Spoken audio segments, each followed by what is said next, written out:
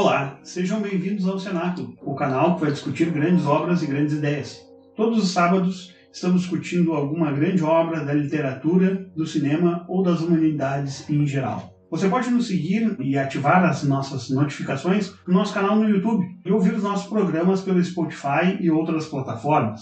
Também estamos no Instagram, onde postamos materiais periódicos sobre os nossos próximos episódios. Nos siga lá no Instagram, _cenáculo. Bem, no programa de hoje, então, vamos falar sobre um livro filosófico. Queremos um livro que vamos analisar, mas sobre um autor que já estamos nos debruçando nele já há 2 semanas. Esse autor é Albert Camus. Guilherme, um prazer estar aqui junto contigo. E qual o nosso próximo livro? Bom dia a todos. O livro que nós vamos conversar hoje a respeito é o livro O Homem Revoltado, de Albert Camus. Bom, Camus escreveu O Homem Revoltado, então, em 1951. Guilherme, tu tinha falado um pouco no primeiro episódio que nós estávamos tratando sobre a peste, estava falando um pouco sobre a vida de Camus até o momento em que ele escreve, ou o momento em que ele começa a escrever, já que foram 6 anos, se eu não me engano, em que ele fica escrevendo O Homem Revoltado. Tu poderia nos dar um contexto sobre quais foram os desdobramentos e como é que foi a importância do Homem Revoltado dentro da obra do Camus e a influência que isso teve na sua vida? Bom, no primeiro episódio aqui do canal nós falamos sobre o romance A Peste, e aí fiz um resumão da vida do Camus até aquele momento e disse que não ia contar até o final para não me repetir quando nós falássemos sobre o Homem Revoltado. Então agora vou seguir da onde eu parei. Quem não ouviu o primeiro episódio, ouça, e aí depois volte para cá para ter a biografia completa.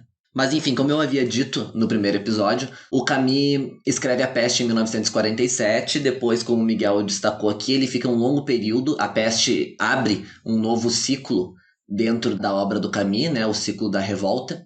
E o Camus, após a publicação da Peste, ele fica 6 anos escrevendo este livro, que é O Homem Revoltado, um ensaio filosófico a respeito da revolta e da revolução, que foi um livro bastante polêmico quando publicado e que gerou uma grande briga pública entre o Camus e o Jean-Paul Sartre. O Camus e o Sartre eram amigos há bastante tempo e acabaram brigando por conta do conteúdo deste livro, onde o Camus tem um posicionamento, assume um posicionamento bastante crítico. Depois nós vamos entrar nesse assunto quando nós analisarmos a obra, mas assume um posicionamento bastante crítico quanto à posição de alguns intelectuais que defendiam atrocidades que estavam sendo cometidas naquele momento, 1951, né, a União Soviética tendo um problema sério de dizimação da sua população, enfim, com pessoas em campos de concentração, etc., e muitos intelectuais europeus justificando o stalinismo. O Sartre, entre eles, Sartre, né, era bastante partidário daquele regime, e isso acaba causando uma discussão entre o Camus e o Sartre. Eles brigam, eles nunca mais se falam. O Sartre só vai escrever novamente a respeito do Camus quando o Camus morre. O Sartre faz uma resposta ao livro do Camus, que também é bastante polêmica. O Miguel mais adiante vai falar sobre alguns trechos dessa resposta que o Sartre dá. E a partir dali, digamos que o Camus sentiu o peso das coisas que ele dizia. Não que ele não sentisse antes, mas enfim, esse livro, por ser um livro de filosofia, causou um certo alvoroço e ele sentiu bastante o impacto daquilo que ele tinha escrito. Biograficamente, a partir daí, o Camus se torna uma pessoa um pouco mais retraída, digamos assim, no sentido público. Ele fica mais receoso, etc. Eu indico para quem tem interesse na vida dele, mas não tem tempo de ler, enfim, a biografia que eu citei no primeiro episódio tem aproximadamente 1000 páginas, mas tem um filme, não é excepcional, mas também não é horrível, é um filme bastante razoável, que chama Albert Camus, que está disponível na Amazon Prime. O pessoal da Amazon, eles estão fazendo propaganda, podem nos oferecer um patrocínio, estou indicando os filmes de vocês. E é um filme bem honesto, assim, e trata da vida do Camus a partir desse momento, de quando ele já publicou O Homem Revoltado e já houve, digamos, esse rebu por conta da publicação desse livro. Então pega um momento da vida dele posterior a isso, claro, tratando de assuntos anteriores através de lembranças. Após a publicação do Homem Revoltado, que é de 51, o próximo grande livro, assim, dele, que ele pretende escrever, A Queda, né, um romance, La Chute, A Queda.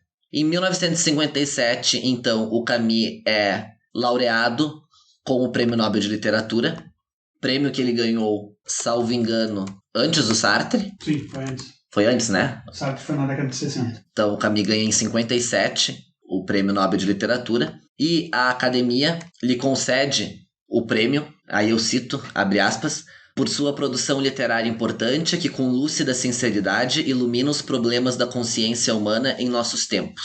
Em 57. O Camus foi, não tenho certeza de dizer que ele foi o mais jovem, mas se ele não foi o mais jovem, ele foi um dos mais jovens a receber o prêmio Nobel, né? Ele recebeu bastante jovem. Exato, se eu não me engano, Guilherme, o Camus ele foi o segundo mais jovem a ganhar. O primeiro, na verdade, foi o Rudyard Kipling, né, que recebeu com 46 anos, se eu não me engano, o Prêmio Nobel de Literatura lá no início do século XX ou final do século XIX. 1907. 1907, o Kipling, Isso. ele era bastante jovem. Até achava que Camus tinha sido o mais jovem a receber, mas o Kipling ele era um pouquinho mais jovem na época em que recebeu o prêmio. E é muito bonito, inclusive, está disponível para quem tiver interesse no YouTube, o próprio Camus lendo o seu discurso de premiação do Nobel, mas uma das coisas que ele coloca no discurso é justamente isso, que ele ficava chocado de um homem tão jovem quanto ele e que ainda estava, digamos assim, esculpindo a sua própria obra ser premiado com tamanha honraria, né, que é o Prêmio Nobel de Literatura, e até diz que talvez existissem outros escritores que fossem mais merecedores desse prêmio do que ele. E aí no discurso dele do Prêmio Nobel é bem presente essa questão dos escritores que são perseguidos, especialmente nos países do leste europeu, né? Ele diz que muitos escritores estão sofrendo perseguições e coisas inimagináveis dentro da Europa naquele momento em que ele discursa.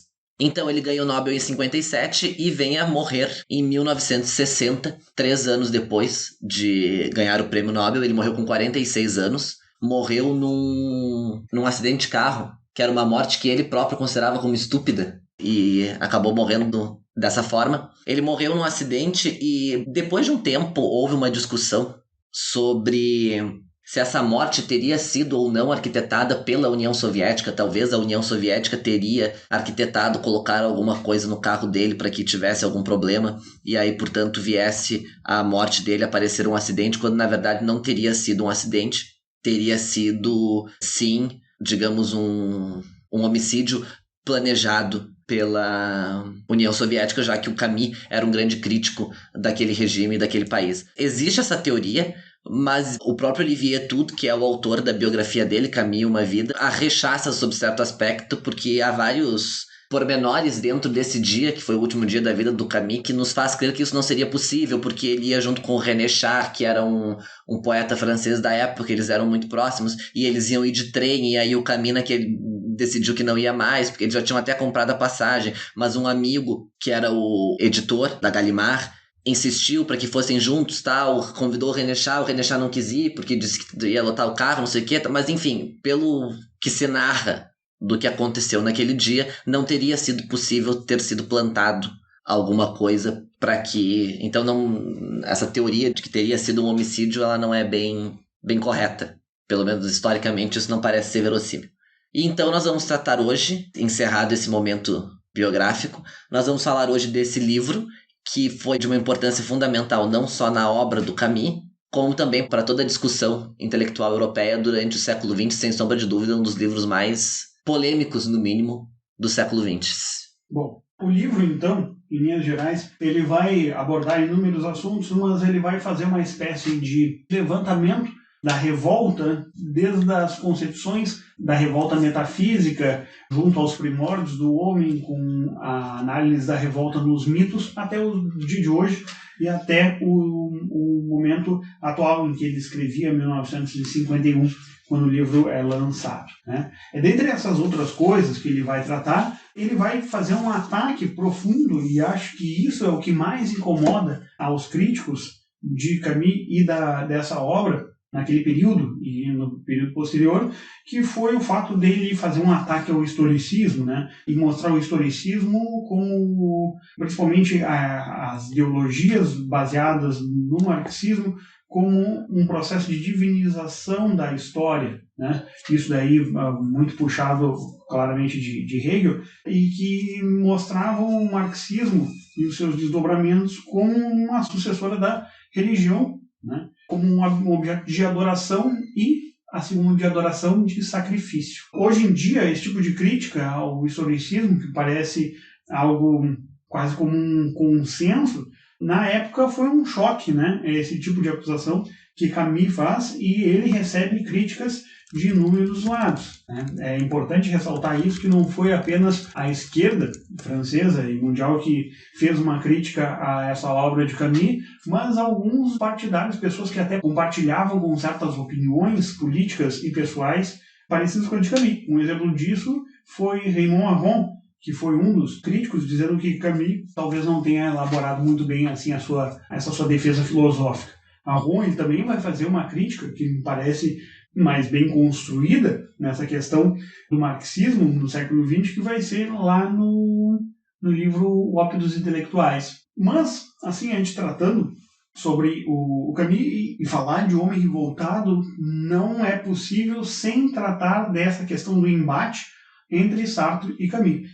O Jean-Paul Sartre, ambos eram completamente opostos, né? Apesar de amigos, a gente viu uma oposição clara entre eles, mas de mútuo respeito em relação às obras que eles produziam até esse momento, em 1951. Quando, então, Camus escreve a sua obra, a revista que Sartre havia fundado ou dirigido, O Tempo Moderno, vai fazer uma crítica muito forte ao livro, mas essa primeira crítica ela é escrita por Francis Janson, né? Crítico intelectual francês, mas a princípio Sartre havia aceitado que essa crítica fosse publicada. Camus defende seu livro, utiliza de termos duros atacando Francis Janson, e a segunda réplica, então, ou a tréplica, né, é escrita por Sartre, e Sartre se utiliza então de algumas palavras que acabam ferindo profundamente o ego de Camus e acaba colocando em xeque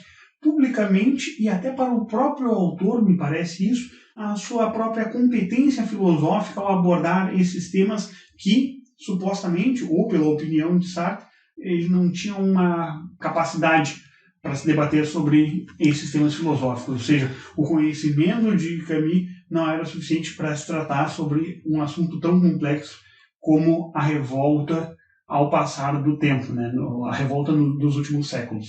E dois trechos me chamam a atenção sobre essa resposta que Sartre dá, e eu gostaria de ler aqui para vocês. Um dos pontos, ele vai dizer assim: e se seu livro testemunhasse meramente sua incompetência filosófica? E se fosse composto de conhecimentos reunidos às pressas, adquiridos de segunda mão? Bom, então, quando ele fala isso, né, ele já vai fazer essa acusação dizendo que Camus não tinha um conhecimento filosófico, não tinha uma leitura filosófica profunda ou fixa o bastante, ou seja, não tinha um conhecimento, um arcabouço filosófico suficiente para tratar desses assuntos. E o segundo ponto, e que parece que acaba magoando mais Camus em relação à sua obra, e faz com que haja um rompimento irreversível entre os dois, é quando Sartre coloca a seguinte afirmação na sua resposta: sua combinação de complacência e vulnerabilidade sombrias nos impediu de dizer toda a verdade. Ou seja, ele coloca também em xeque essa amizade, dizendo que resolveu, ou seja, ele poderia muito bem em algum momento anteriormente falar a Camus que ele não tinha competência para tratar desses assuntos, mas por uma questão de poupar o amigo dessas críticas, já que ele não as receberia tão bem por causa das suas características, que ele chama aqui de um pouco sombrias, complacente, e a vulnerabilidade de Camus, ele acabou silenciando. E agora foi o momento de se colocar isso, então, a pratos limpos. Camus sente o golpe e, a partir dessa resposta, ele começa a se afastar progressivamente, e tanto é que ele não escreve mais nenhuma obra filosófica. Depois dessa obra, ele só vai se aventurar novamente nas obras literárias, vai escrever grandes obras, continua escrevendo O Primeiro Homem, onde ele faz uma retomada da sua própria vida, da infância e da formação dos pais, e também uma crítica, né, que a gente vai ver bastante velada lá ou nem tão velada assim, em A Queda, onde tem um momento que o narrador, esse monólogo, vamos dizer, esse diálogo que a gente só ouve uma voz lá em A Queda, em que o narrador vai dizer que Paris é como se fosse um grande lago composto por piranhas. Essas piranhas, em 5 minutos, devorariam um artista. É algo bastante forte, e a gente vê bastante isso, e até recomendo a leitura para quem quiser se aprofundar um pouco mais nessa posição de Camus, nesse momento crucial da história e da sua própria biografia, o livro do historiador Tony Judt, O Peso da Responsabilidade, em que ele analisa 3 intelectuais do século XX, e um deles é o Camus. Bom, a gente vê aqui também, nessa questão da crítica do Sartre, uma questão que Camus, como havíamos falado nos outros programas, Camus era argelino, ou seja, ele era um insider nessa elite cultural francesa, e acaba, então, com esse livro se tornando novamente um outsider, um estrangeiro, né? Para utilizar um termo que lhe é bastante caro. Camus, ele não vai ter a mesma formação que teve Sartre. Sartre, lembrando, ele se formou no Premier Lycée, né? E se formou na École Normale Supérieure, ou seja, na Escola Normal Superior francesa, que é uma instituição de elite educacional francesa que formou grandes nomes. Na École francesa se formou Louis Pasteur, Jacques Le Goff, Hippolyte Taine, Henri Bergson, o próprio Raymond Aron, né? Émile Durkheim, Georges Pompidou e Simone Weil. Então, a gente vê aqui uma questão, e Camus, na verdade, formou-se numa universidade argelina e depois acaba tendo o papel que ele tem junto à resistência francesa. Ele acaba não se formando nessas écoles e logo ele não vem dessa elite intelectual, ele se insere nessa elite intelectual. Então é algo bastante complicado, né? A gente vê sobre essa questão entre ambos. E é curioso também o seguinte, né? O Camus veio da Argélia, não teve uma educação formal tão boa quanto a do Sartre, o pai morrera na guerra, a mãe era faxineira, e ele não se via como o grande baluarte da defensor do socialismo, do grande representante do proletariado mundial. E o Sartre, pelo contrário, era da alta burguesia francesa, estudou nos melhores lugares e se via ele a si próprio como o grande representante do proletariado do século XX. Quer dizer, exato, é uma contradição. Talvez isso acabe sendo um dos pontos de ataque de Camus em relação à figura de Sartre, quando justamente ele vai falar sobre o marxismo lá, e a gente vai tratar disso mais tarde. Quando eu falo sobre o marxismo, ele diz que um dos princípios, ou seja, grande parte dos princípios que Marx adotava na sua ideologia eram princípios burgueses, né? E a gente percebe que grande parte dos intelectuais de peso franceses, eles não vieram do proletariado, mas sim vieram da burguesia francesa, que teve uma educação formal e tudo mais. E Sartre, durante boa parte da sua vida, acabou não teve um partidarismo dentro da sua obra, né? Mas é importante dizer que após a Primeira Guerra Mundial, que também vai ser bastante importante para Sartre, a sua revista, O Tempo Moderno, já no primeiro número, em 1945, em outubro de 1945, quando ele lança a revista, o Sartre ele vai falar sobre esse engajamento dos intelectuais que é necessário e que faz parte intrínseca do jogo, ele vai falar, né? Que todas as palavras provocam repercussões, todos os silêncios também, fala Sartre. Então, nesse ponto, a gente vai ver que Sartre ele assume uma postura pró-União Soviética, né, em 1945, depois do final da guerra, que só vai se acabar em 1956, depois da revolta na Hungria, quando o stalinismo é colocado em xeque pelas esquerdas mundiais, entre elas o Partido Comunista Francês. Vai ter bandeiras incendiadas, grande parte dos intelectuais franceses apoia essa revolta na Hungria e acaba se afastando do stalinismo. Entre eles, Sartre, que havia defendido o Stalin inúmeras vezes, vai fazer isso. Essa crítica, então, que Camus vai fazer ao marxismo na época, aos socialistas, a gente vai ver e essa facilidade com que intelectuais assumem posturas totalitárias ou defendam ações totalitárias, a gente vai encontrar, por exemplo, lá no prefácio Descondenados, um livro do Frantz Fanon. Esse livro foi lançado depois da morte do Camus, mas se Camus estivesse vivo, né, ele veria as palavras de Sartre fazendo uma defesa do assassinato, né, que é justamente um tema que ele vai tratar na introdução de Homem Revoltado, quando Sartre diz que matar um europeu é abater 2 pássaros com a mesma pedra, né, que é destruir um opressor e um homem que oprime ao mesmo tempo. Então, quando Sartre fala isso, né, a gente vai ver que ele vai colocar ou seja, parece que Camus acaba acertando mesmo que postumamente, e só depois Sartre vai fazer uma espécie de meia-culpa em 81, em 80, quando ele morre, eu acho.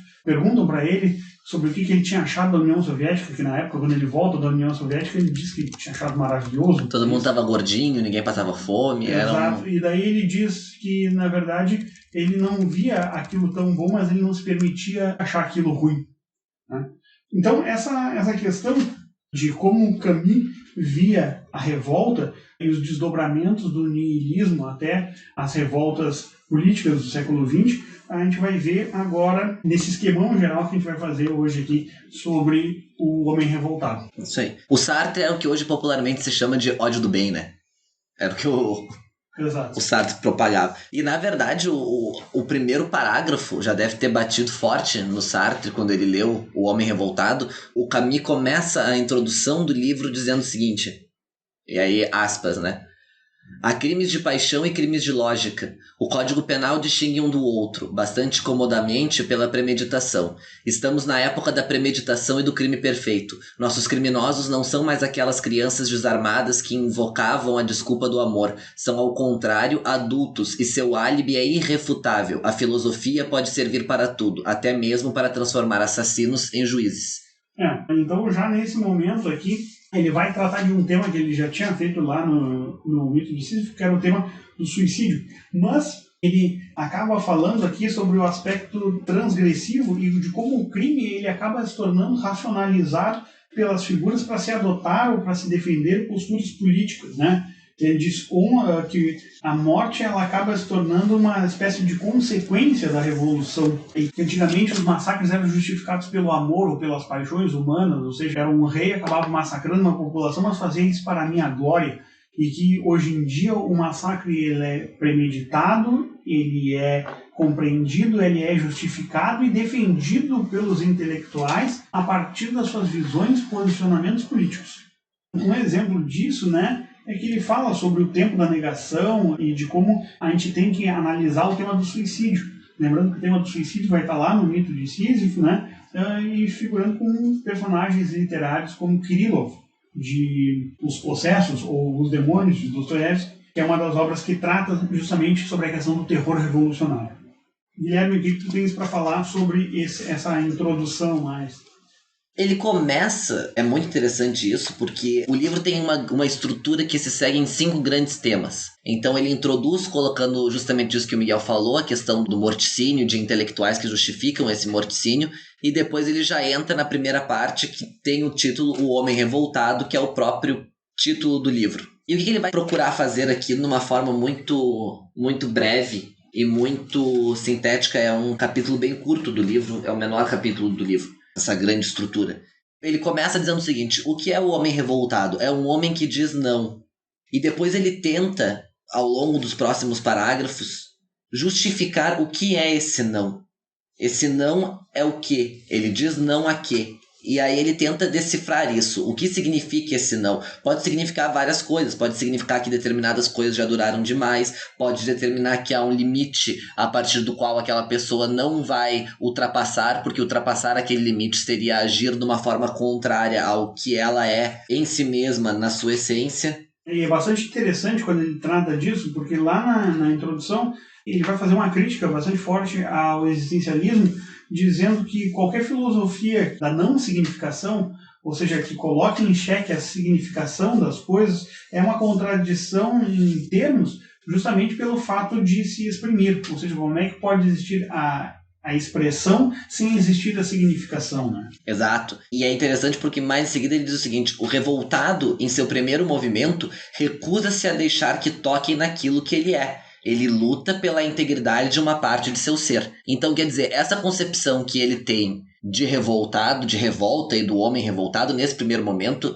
ela não é necessariamente uma visão ruim. Quer dizer, o homem revoltado não é em si mesmo uma coisa ruim, se ele é isso que ele está definindo. Então vamos ver as consequências disso historicamente e filosoficamente para ver aonde é que isso chega. Mas o conceito inicial por si só não tem nada demais. Sim, e tratando sobre isso, né, sobre a questão, a gente vai ver novamente que ele vai tocar na questão do sentido do absurdo, e ele vai dizer que a absurdidade ela tem a tendência de ser muda, ela não tem a tendência de ser expressiva. Ou seja, se existe o absurdo, ele é um absurdo que ele é incomunicável. Né? E já essa espécie de niilismo que ele vai analisar, essa revolta, esse não, ele tenta buscar um não, mas ele pode partir de dois princípios. Tu pode ter um não absoluto, ou seja, tu negar a existência dos outros, mas tu não pode apenas negar a existência dos outros.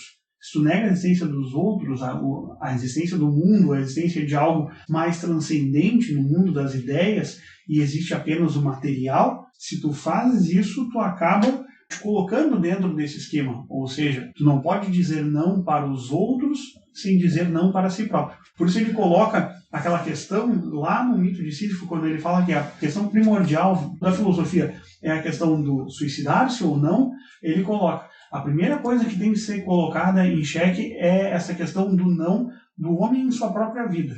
Por quê? Porque ele vê nessa questão dos crimes de lógica do homem revoltado um não, ou seja, um negar a vida do outro, justificando o assassinato, mas conservando sua própria vida e suas tendências totalitárias. Ou seja, eu apenas exerço não sobre o outro, mas nunca sobre mim mesmo. Ele vai utilizar isso numa espécie de dicotomia mais à frente, quando ele vai falar do terror racional e do terror irracional, estabelecendo isso em certas vertentes políticas, mostrando o terror irracional dentro do nazismo e o terror racional dentro do socialismo.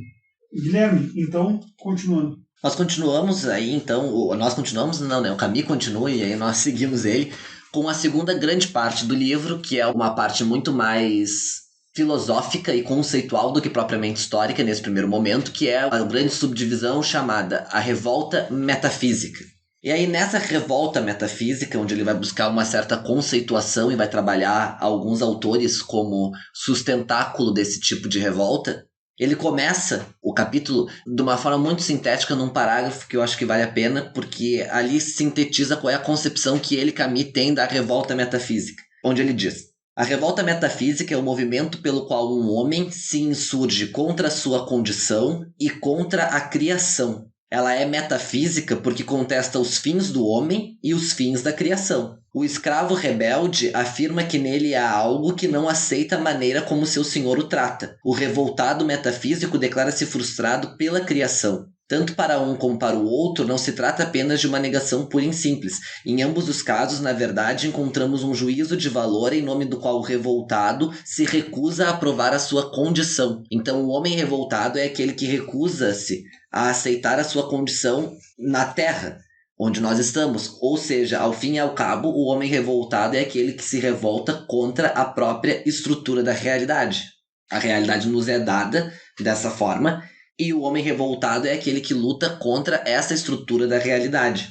É interessante, só fazer um adendo, que ele afirma que o revoltado, né, ele desafia mais do que nega, ou seja, ele não nega toda a estrutura que existe na realidade, mas ele desafia. E a gente vai ver isso em certos personagens que ele vai tratar aqui, como o Sádio e Lautréamont, que vão ser personagens que vão fazer essa espécie de desafio. A revolta vai ser não apenas o negar, mas o ir contra, né? O desejar a destruição, em alguns outros aspectos, de toda essa criação. Então, a criação ela acaba se tornando algo incompreensível, algo digno de revolta, a partir de inúmeras situações, e daí o revoltado ele acaba não apenas dizendo não, mas indo contra, ou seja, atacando essa espécie de realidade de criação e do próprio Criador em si. Tanto a questão, quando a gente fala sobre a criação, a gente fala de Criador e criatura.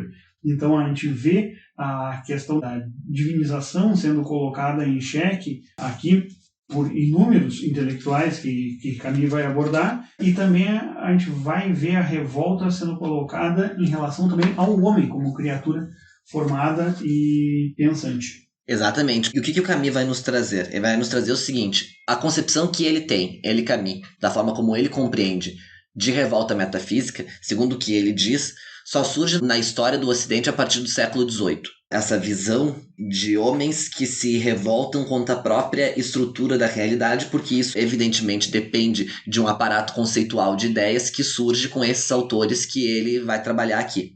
Ou seja, ganha corpo isso, essa revolta metafísica, a partir do século XVIII, e a princípio a gente vai ver isso dentro do mundo político com a Revolução Francesa. Isso, que já é do final do século XVIII. Mas ele vai, então, mostrar isso a partir do mito. Ou seja, o mito tem uma espécie de protótipo dessa revolta, seria isso, Guilherme? Exatamente, porque a questão que ele vai colocar é a seguinte: bom, a revolta, do ponto de vista histórico ou mitológico, a revolta só faz sentido a partir do momento em que há um Deus único. Porque ele diz, não se pode considerar o movimento de alguns heróis gregos como um movimento propriamente de revolta, pela própria condição que se dava o mundo grego. Quer dizer, a partir do momento que tu tem vários deuses, não tem como tu se rebelar contra um deus em específico por conta da estrutura da realidade, porque aquele deus não é o responsável por formular toda aquela realidade. Então ele diz que o sentimento de revolta só vai surgir com o monoteísmo. Ele até coloca aqui algumas considerações sobre alguns grandes personagens da história grega, e ele fala, por exemplo, de Antígona. E quando ele vai falar de Antígona, ele diz que se for interpretar a história de Antígona como uma história de revolta, na verdade Antígona se revolta em nome da tradição e não contra a estrutura da realidade. Ela se revolta porque ela acredita que o irmão tem o direito de ser enterrado ali. Então essa ideia de revolta moderna, essa revolta metafísica, é uma ideia extremamente moderna na concepção dele, Camus. Só que ela tem sim um fundo mitológico, como o Miguel estava dizendo, e o aparato que ele usa para explicitar isso é a história de Caim e Abel. Porque nesse momento já há, no Velho Testamento obviamente, né? Mas nesse momento já há um Deus único, já há um monoteísmo instituído, e ele vai dizer que Caim é o primeiro revoltado que existe. Porque Caim mata Abel porque ele se recusa a aceitar a estrutura da realidade como ela é. E o que acontece?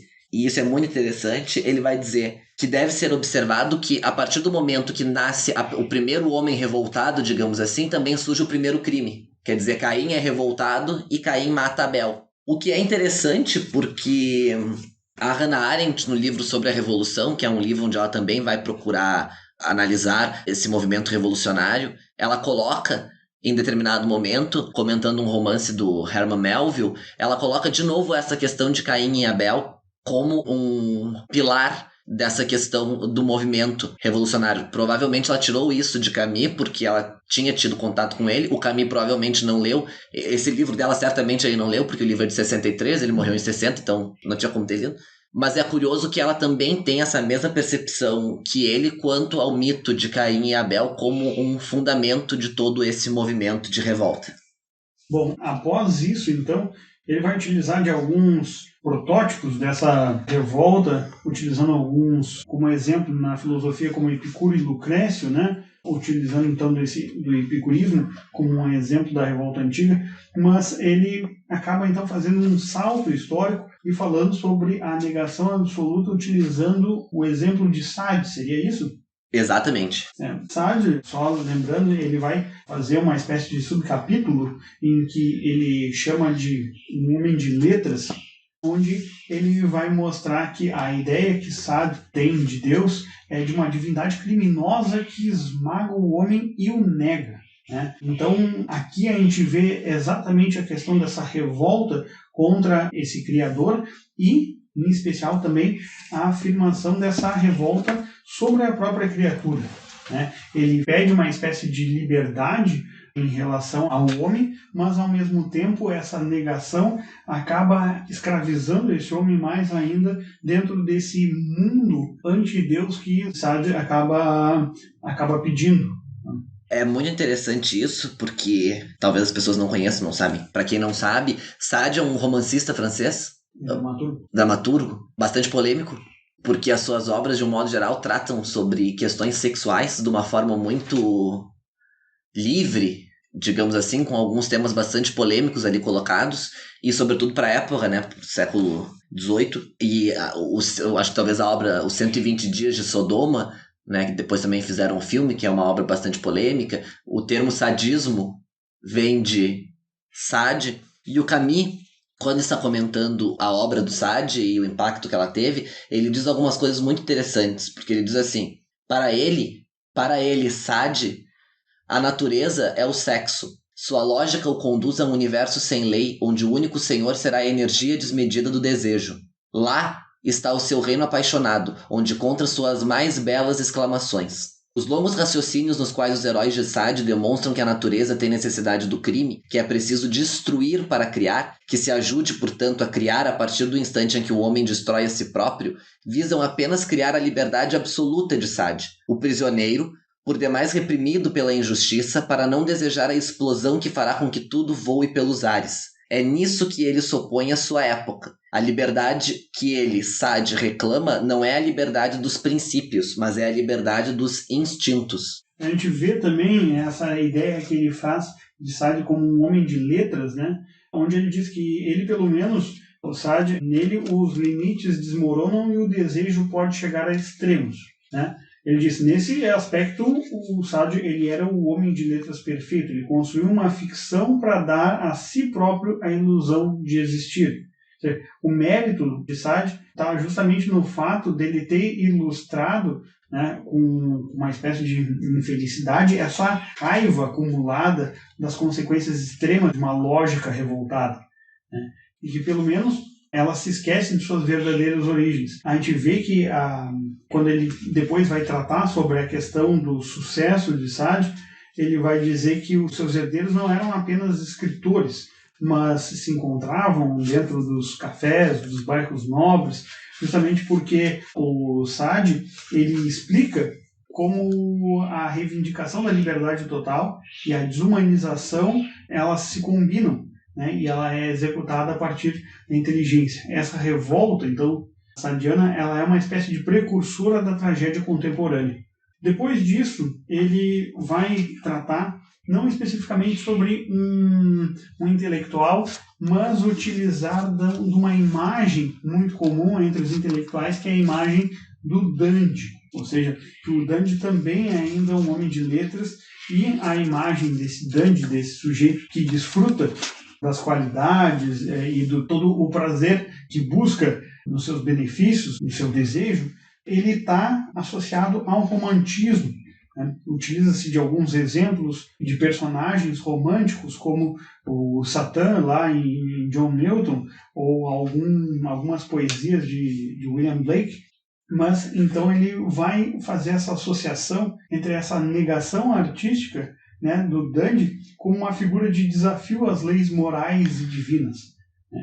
Se utiliza do exemplo de Lermontov, que era um grande escritor e dandy russo da época, e fala que o modo como o dandy cria uma persona para si mesmo é uma espécie de revolta. E isso daqui é importante dizer, porque isso daqui vai se conectar lá com o final do livro, quando ele fala do processo de criação que o artista faz. E que o dandy ele acaba criando um personagem para si próprio. O dandy ele diz que ele acaba forjando então uma unidade pela sua própria força de recusa, né, dos valores da sua época.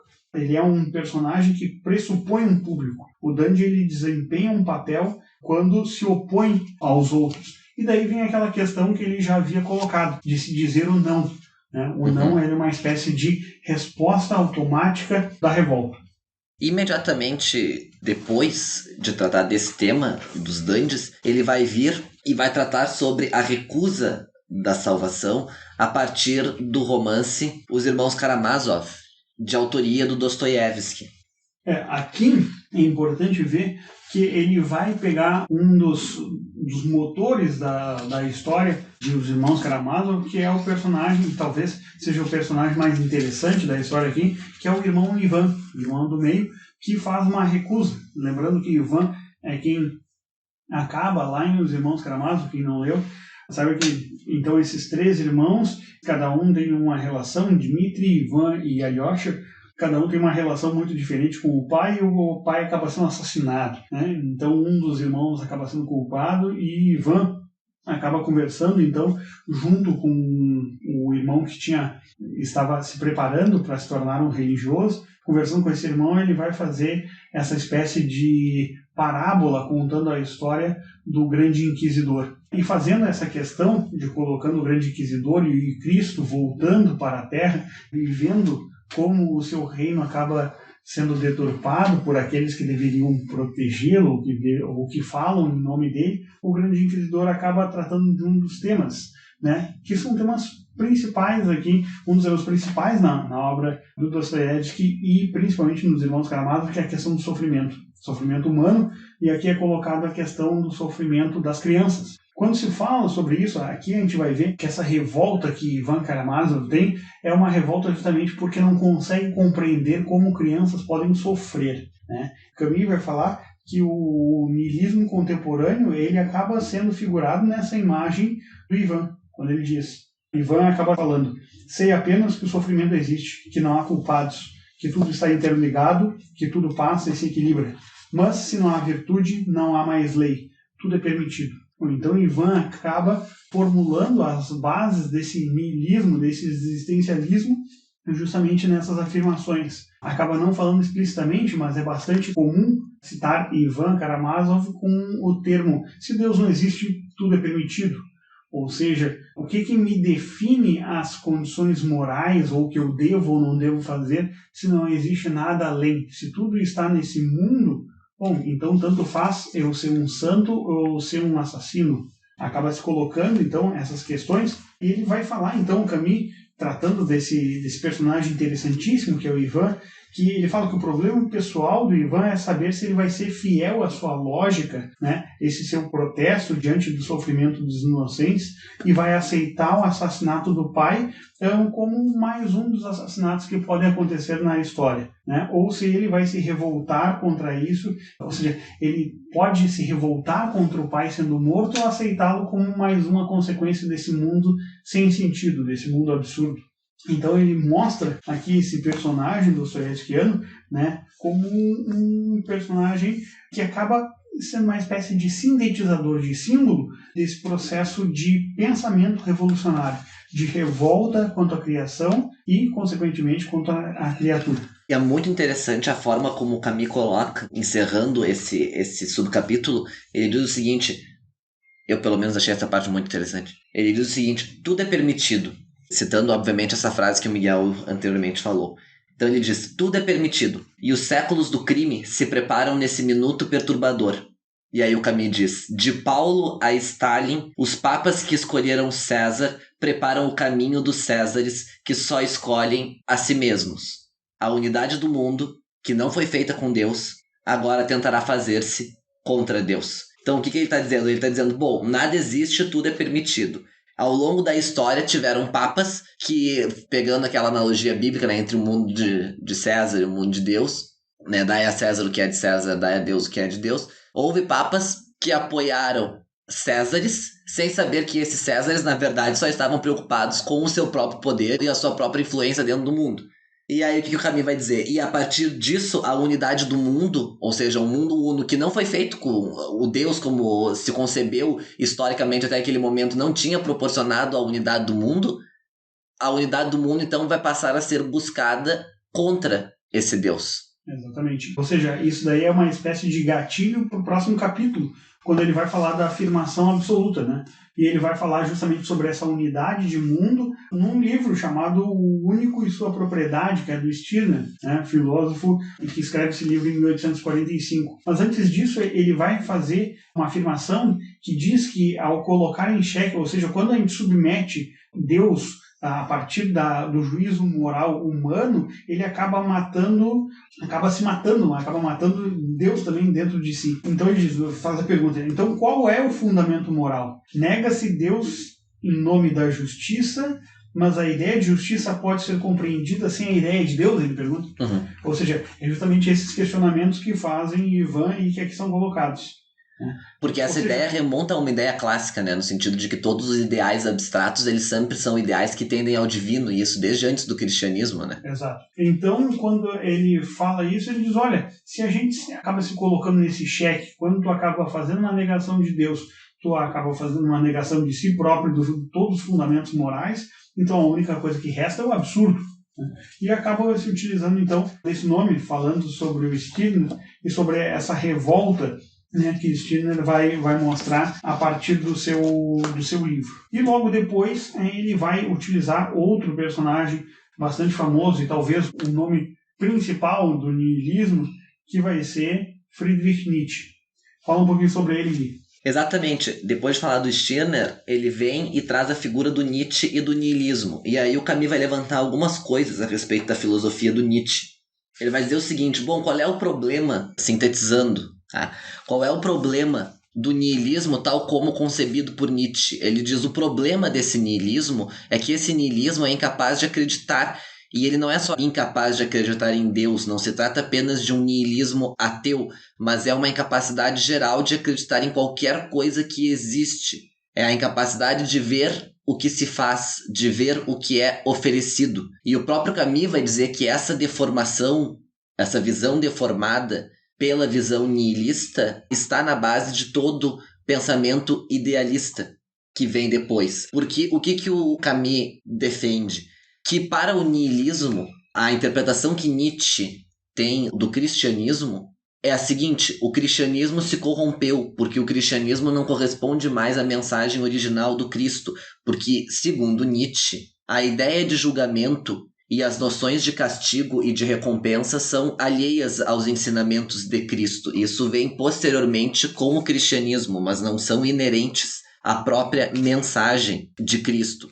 Interessante que ele vai dizer que justamente essa afirmação que ele faz sobre a morte de Deus, ele vai dizer que é uma conclusão paradoxal, mas Nietzsche acaba dizendo que Deus morreu por causa do cristianismo, não apesar dele, que na verdade acaba morrendo essa ideia de Deus justamente no momento em que há uma espécie de secularização do sagrado, que vai ser um gatilho para as filosofias nihilistas do século XIX e do século XX. Né? O nihilismo, ele vai falar, então, se manifestando seja na religião, seja na pregação socialista, é o fim lógico do que a gente chama de valores superiores.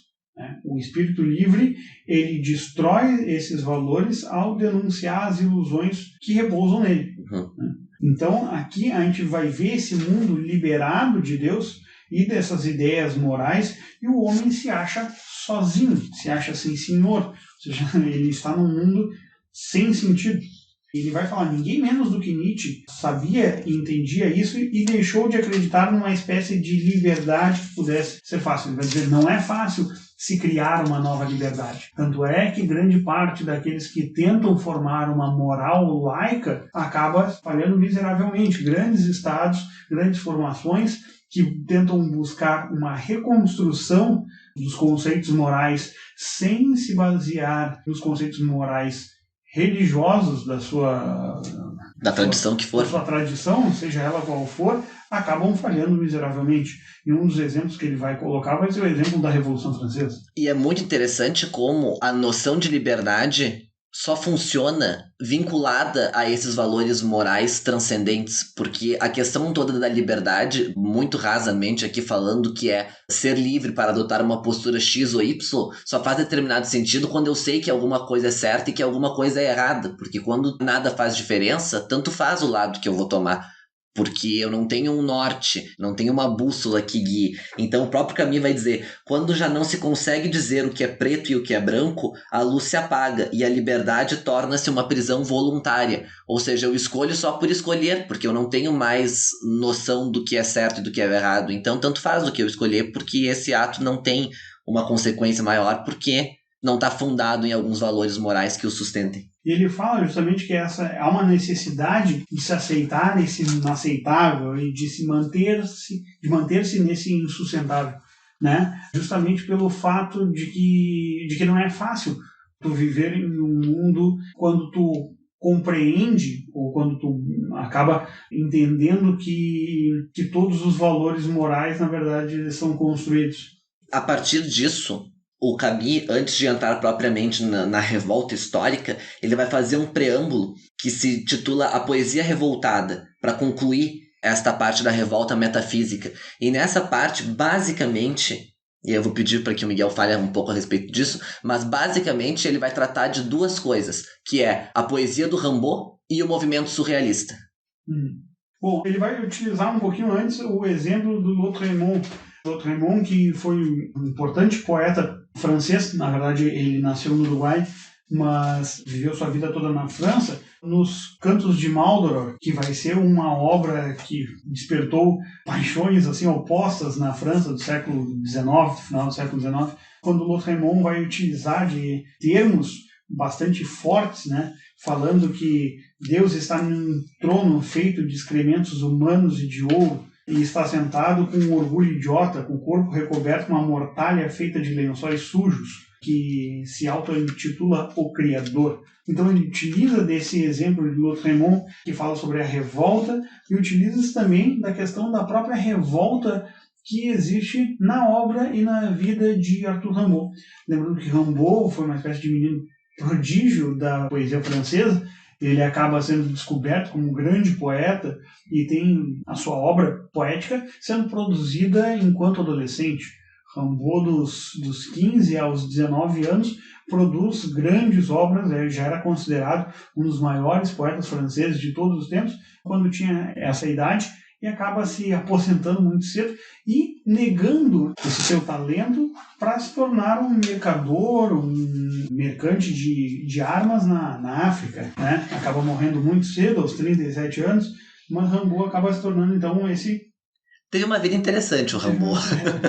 Uma vida sui generis, né? Na verdade, ele acaba despertando justamente esse talento muito cedo e parece que se esgota muito cedo também todo esse talento, se afastando de tudo isso. Queimou a largada. Acaba se utilizando desses exemplos, né, de Lautréamont e de Rimbaud para falar justamente sobre essa revolta no mundo intelectual, seja dentro de sua própria obra, como Lautréamont, ou seja, dentro da sua vida em relação à obra e ao seu talento como Rimbaud. Então, em seguida, ele já vai entrar na terceira grande estrutura do livro, que é propriamente a revolta histórica. E a revolta histórica, apesar de algumas subdivisões, ela se fragmenta no primeiro momento entre o que ele vai chamar de os regicidas e depois os deicídios, diferenciando basicamente entre os regicidas, aqueles que matam reis, e os deicídios, aqueles que matam Deus. E os regicidas vêm primeiro. Então, quando ele começa falando dos regicidas, e aqui basicamente o que ele vai tratar vai ser da Revolução Francesa, ele preceitua no começo uma diferenciação que é necessário fazer entre revolta e revolução. E aqui ele retoma o conceito de revolução, assim como de novo a Hannah Arendt vai fazer no livro sobre a revolução, no sentido de que a palavra revolução conserva o sentido astronômico que ela tem, no sentido de ser um movimento que descreve um círculo completo astronômico que passaria de um governo para o outro após uma transação completa, causando também uma mudança de regime. E aí o Camus até vai dizer que uma mudança de regime econômico, por exemplo, sem uma mudança de regime político, não poderia ser considerado uma revolução, e sim apenas uma reforma. Tanto é que ele vai citar a famosa frase que é dita ao rei Luís XIV, quando informam a ele que a Bastilha caiu, e vem então um ajudante de ordens ali e diz para ele: Majestade, não é uma revolta, é uma revolução. Exato. E ele próprio vai dizer, o Camus, interpretando essa frase que é dita ao rei Luís XIV, ele vai dizer que isto é a certeza de que dali para diante haverá um novo governo. Porque o Camus vai dizer que na origem o movimento de revolta é restrito. Ele é um depoimento que seja ainda que praticamente pessoal a respeito de uma condição individual. E que a revolução, ao contrário, começa a partir de uma ideia, mas que essa ideia, depois de um momento, vai se inserir na experiência histórica. Enquanto a revolta, basicamente, é um movimento individual que pode fazer com que esse indivíduo venha a ter aquela ideia. Mas que a revolução é a manifestação daquela ideia no processo histórico. Exato. A revolta é um processo individual, enquanto que a revolução toma aspectos mais coletivos, né? A gente vê também, quando ele fala sobre essas revoluções, ele vai fazer uma espécie de introdução a esse próximo capítulo, chamado Regicidas, dizendo que praticamente todas as revoluções, elas são homicidas. Elas surgem, elas brotam a partir de um assassinato, né? E vai se lembrar, né? Vai lembrar, por exemplo, o Espartaco, que faz uma revolução na Roma Antiga, mas também vai fazer essa lembrança de que o próprio Espartaco manda crucificar um cidadão romano para mostrar aos outros o destino que o espera, caso ele acabe se revoltando contra a Revolução de Esparta, né? Então acaba virando, ou seja, o criador acaba virando criatura, né? A criatura acaba virando criador. E daí ele inicia esse capítulo chamado dos Regicidas, falando sobre esse momento histórico, né, que nós temos em 21 de janeiro de 1793, quando acaba se matando o rei Luís XVI. Poderia falar um pouquinho sobre ele, Guilherme? Eu falei rei Luís XIV antes, né? 2 vezes. Não sei. Falei Luís XIV, desculpem o erro, é rei Luís XVI. Rei Luís XIV é o rei Sol, o Estado sou eu, tá? Ouça-se Luís XVI e não Luís XIV. Nessa parte dos regicidas, então, ele vai tratar desse fenômeno da Revolução Francesa, destacando uma importância fundamental que vai ter a visão filosófica ou sociológica, enfim, do Rousseau a respeito do contrato social e de como isso vai impactar no fenômeno de morticínio dos reis europeus daquele período. Porque, em síntese, o que acontece? O rei era a manifestação do poder divino na Terra. E a partir daquele momento, com a visão contratualista do Rousseau, e a visão que o Rousseau tem de que a vontade geral é uma expressão da razão universal, uma espécie de inconsciente coletivo que permeia toda a sociedade, a partir desse momento, a partir do momento em que essa vontade geral ganha uma preponderância hierárquica acima de tudo, Deus morreu e nasceu um novo Deus, que se tornou essa razão. Então faz todo sentido tu matar os reis, porque os reis eram representantes, digamos, de um Deus antigo na Terra. O novo Deus é a razão. Tanto é que ele acaba se utilizando assim de uma expressão bastante irônica quando ele trata desse capítulo, desse subcapítulo, em que ele fala do contrato social, chamando de novo evangelho. Né? Ou seja, ele tenta assumir a postura de um novo evangelho para essa intelectualidade, ou seja, o contrato social de Rousseau está para os revolucionários, está para a idade supostamente da razão, assim como o evangelho estava para os reis, ou seja, era ele que embasava todo o poder temporal do rei na Terra. Enquanto que aqui a gente vai ver que a razão acaba assumindo o lugar da religião e do próprio Deus como o ordenador da realidade, da estrutura política, econômica, etc. Exatamente. E a partir daí, ele vai destacar o que são esses regicidas, para passar então para os deicídios. Quem é o representante maior dessa visão para o Camus é o Hegel. E aí ele vai trabalhar então a filosofia do Hegel e essa divinização do processo histórico. Quer dizer, a abolição de toda a visão religiosa e a manifestação do espírito na história. Porque o Camus vai dizer que, para o Hegel, o que é real é racional. E, portanto, toda e qualquer justificativa e toda e qualquer iniciativa passa a ter uma certa predominância e uma certa validade com relação ao racional, porque tudo que existe em certa medida, aliás, em certa medida não, tudo que existe é real. E se o Hegel diz que tudo que é real é racional, então tudo que existe é racional. É uma conclusão lógica.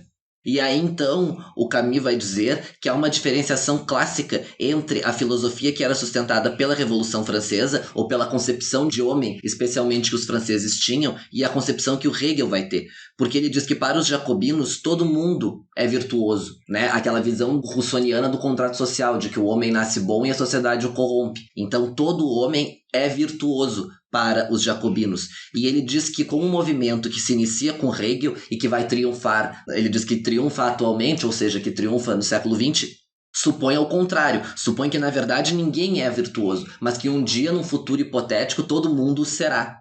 E aí o Camus vai mostrar isso e vai dizer o seguinte: em ambos os casos, ou seja, tanto no caso jacobino quanto no caso hegeliano, quem vai vencer é a violência. E o Camus vai dizer: a superação do terror empreendida por Hegel conseguiu apenas ampliar o terror. Então, depois de mostrar essa questão hegeliana, o Camus vai falar do terrorismo individual. E aí, o que ele vai querer tratar com isso, basicamente? Depois o Miguel pode falar daí sobre a questão do terrorismo como ato individual e não como ato de aparelho estatal. Uhum. Mas O Camus vai dizer o seguinte: a religião do homem teria sido doutrinada pelos escritores alemães, Schelling, Fichte, Hegel, e que esses autores alemães tiveram um impacto monstruoso na Rússia. E aí o Camus vai dizer que a primeira universidade russa foi fundada em 1750, era profundamente alemã, no sentido de que a elite intelectual, a inteligência russa, toda era de formação sistemática germânica, ou seja, todos eles liam Schelling, todos eles liam Hegel, isso por 1830 e 1840, e que depois de um período, a partir da segunda metade do século XIX, esses intelectuais russos vão se apaixonar pelos autores socialistas alemães, que todos eles partem de uma filosofia hegeliana, né? A filosofia sistemática de Hegel, ela deriva-se dela hegelianos de direita, hegelianos de esquerda, e entre os hegelianos de esquerda surge o socialismo de esquerda com Bruno Bauer, Ludwig Feuerbach e toda essa gente que vai ter um impacto na Rússia. É importante lembrar que uma das consequências disso acontecer, ou seja, dessa influência da filosofia alemã dentro da Rússia, é justamente pela quantidade de alemães que migraram para a Rússia depois do reinado de Catarina II, a Grande, né? Catarina II, ela nasce na Polônia, ou seja, fazia parte do Império Prussiano da época, e ela, como esposa de Pedro III da Rússia, ela acaba fomentando essa ida de muitos alemães para a Rússia. E logo esses novos intelectuais que vão surgindo vão se formando dentro desse espírito alemão da filosofia no século XIX. Lembrando que a Catarina, ela morre em 1796, ou seja, no final do século XVIII, e aí se assenta então essa grande parcela da população urbana russa que é formado por imigrantes de alemães. Exato. E depois de tratar dessa influência alemã na Rússia, o Camus então vai nos trazer para aquilo que ele vai chamar de o terrorismo de Estado, que ele subdivide em terrorismo de Estado com terror irracional e terrorismo de Estado com terror racional. Então, o que seria o terrorismo de Estado com terror irracional para Camus? Seria, basicamente, o regime fascista e o regime nazista. Por que ele diz isso? Porque ele vai dizer que tanto os nazistas quanto os fascistas foram os primeiros que construíram um Estado baseado na ideia de que nada tinha sentido.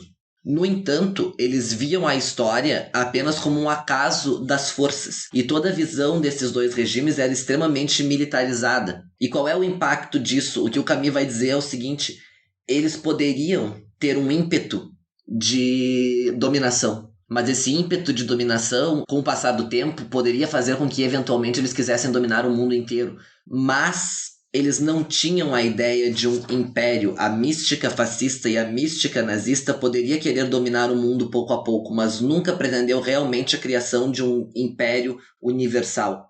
Mesmo porque as próprias teorias, o fascismo muito mais militarizado e o nazismo com aquela concepção de raça, etc., seria muito difícil se universalizar um mundo com a ideia que dava substrato à teoria nazista, né? É interessante que ele vai dizer, então, que pela primeira vez, quando ele acaba chamando o nazismo de terrorismo irracional, ele vai falar que é a primeira doutrina política, filosófica, se dá para chamar assim, de destruição total de tudo. Ou seja, os nazistas, eles se jogam dentro do cenário do palco político no século XX de tal forma, sabendo que tudo aquilo seria ou tudo ou nada, né? E não cogitavam, ou seja, eles não tinham certa maquinação, não tinham uma compreensão de como fariam com que tudo aquilo acontecesse. Tanto é que a gente vai ver, Hitler vai falar que o Terceiro Reich vai durar 1000 anos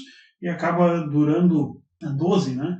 Então, acaba se vendo que essa doutrina nazista e racional, ela tem como base, ela é expressada justamente por aquelas premissas nihilistas, de que ou eu nego tudo, e quando eu nego tudo eu nego a mim mesmo, ou eu tento buscar um sentido transcendente nessas coisas. A Revolução Nihilista, então, ela se expressa historicamente nessa religião hitlerista. A gente vai ver ele como um Deus na Terra, dentro da ideia do partido sendo substituto de todas as ações humanas. Ou seja, tudo é para o partido, tudo é no partido, tudo é com o partido. Ou seja, retomando Aquela famosa frase do Benito Mussolini. Ou seja, tudo está dentro do partido nazista, nada pode estar além dele, nada é maior do que ele. Ou seja, a gente vê como o teto das aspirações e do conhecimento humano, das ações humanas e dos ideais, o próprio partido e a figura de culto de Adolf Hitler. E a gente vai ver algo muito próximo disso, mas com uma espécie de racionalidade dentro do terrorismo de Estado racional, que é aquele terrorismo manifestado e compreendido dentro da União Soviética. Exatamente. E para falar do terrorismo de Estado racional, o Camus antes vai fazer um preâmbulo. E aí, pela primeira vez, ele vai analisar, dentro do livro, né? Pela primeira vez, ele vai analisar a teoria marxista e Marx como um herdeiro de Hegel. Então, o que ele vai dizer? Ele vai dizer o seguinte: bom, o mundo antigo tinha uma visão do tempo cíclica. O mundo antigo no sentido gregos, né? Os cristãos foram os primeiros a considerar a vida humana como uma sequência de acontecimentos e a história como o desenrolar desses acontecimentos em direção a um fim. O cristianismo acredita nisso, o fim da história seria o juízo final. E ele diz então que Marx vai puxar do cristianismo essa visão de história como uma história linear e não mais como uma história cíclica, e aí os autores alemães, não só Marx, como toda a ideologia alemã, digamos entre aspas, vai passar então a compartilhar dessa noção de fim da história. E para Marx, o fim da história seria o comunismo.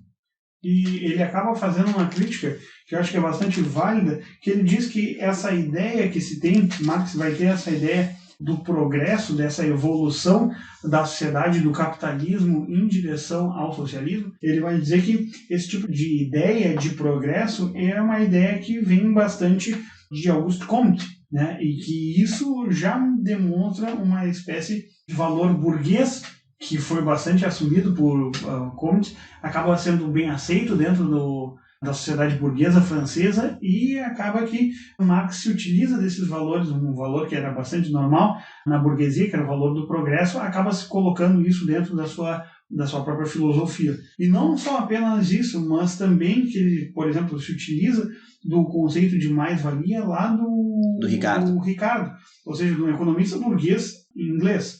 Né? Ou seja, ele faz uma crítica, ele vai dizer, Marx ele vai trabalhar em 2 pontos, sobre a crítica da burguesia e sobre o apoio do proletariado, mas ao mesmo tempo ele se utiliza de valores burgueses para formular a sua ideologia e acaba não compreendendo corretamente o processo revolucionário, tanto que a profecia revolucionária acaba não dando certo, ou ele fala muito pouco sobre ela, ele não consegue identificar quais são os desdobramentos desse progresso em relação a essa profecia.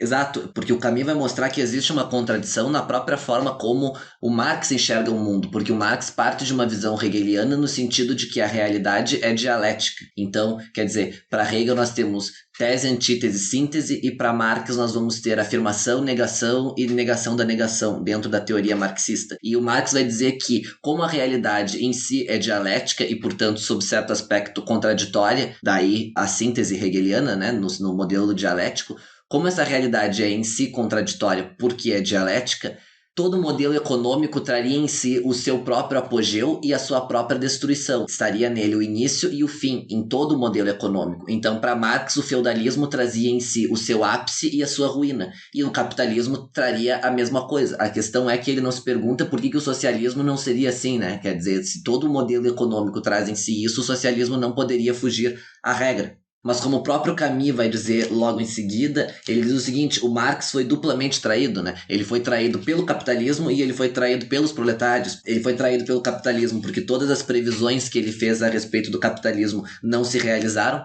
Até 1950 não tinham se realizado, até hoje também não se realizar. E sobre o proletariado também ele foi traído porque tudo que ele dizia que o proletariado iria fazer, o proletariado acabou não fazendo. Não houve a previsão que Marx teria dito. E ao mesmo tempo o Camus ironiza essa questão do Marx se dizer como o portador do socialismo científico, se opondo aos autores do socialismo utópico anteriores a ele, como Fourier, entre outros.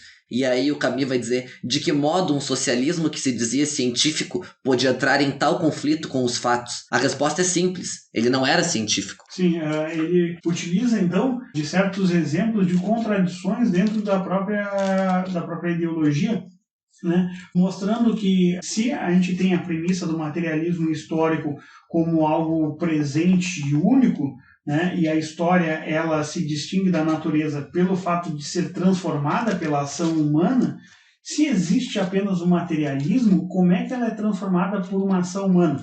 Ele vai dizer, bom, a ação humana, então, o movimento do pensamento acaba sendo nada mais do que o reflexo do movimento real, que é transportado e transposto para o cérebro do homem. Mas essa definição ela é rudimentar e não faz nenhum sentido. Como e por que um movimento externo pode ser transportado para o cérebro? Né? Então, quer dizer, ou existe um materialismo puro e simples, ou existe o processo de vontade humana a partir de algo maior que faz com que as coisas aconteçam. Então, ele mostra certas incongruências que ele tem a partir da visão dele aqui dentro da própria dialética marxista. Exato. E aí o Camus vai até brincar já mais pro final desse capítulo, dizendo o seguinte: bom, então não é justo que se identifique o fascismo com o comunismo, por conta do seguinte: o fascismo nunca advogou que libertaria ninguém, mas apenas advogava a libertação de alguns homens, ou seja, o fascismo pelo menos trabalhava com essa noção de casta. E aí o Camus vai... Exato, e aí o Camus vai dizer, já o socialismo diz que vai libertar todos os homens, no entanto, para fazer isso ele precisa escravizar todos eles de uma forma provisória. Então acaba se mostrando uma espécie de malogro dessa profecia, né? Mostrando, então, Camus mostra que Marx não acertou sobre o capital e sobre o proletariado, quando nada dessas suas previsões acabam acontecendo, ou seja, ele acaba contribuindo ainda mais para o crescimento desse Estado, e ele acaba errando em relação ao capital. Até utiliza uma brincadeira dizendo que Marx acaba escrevendo a sua principal obra, ele vai falar bastante sobre a revolução, mas ele diz que vai haver uma revolução e que o ápice de tudo isso é a revolução, mas ele não escreve nada sobre isso. Sua principal obra é sobre o capital, ou seja, sobre o presente, e deixa o futuro suspenso.